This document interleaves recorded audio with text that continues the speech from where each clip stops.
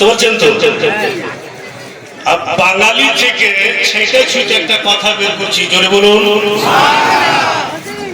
कि मसरूर मियां हमारे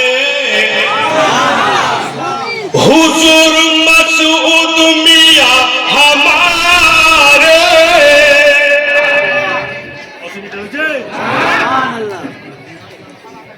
सामने बছর पर हुजूरेর दीदार पाবেন কিনা জি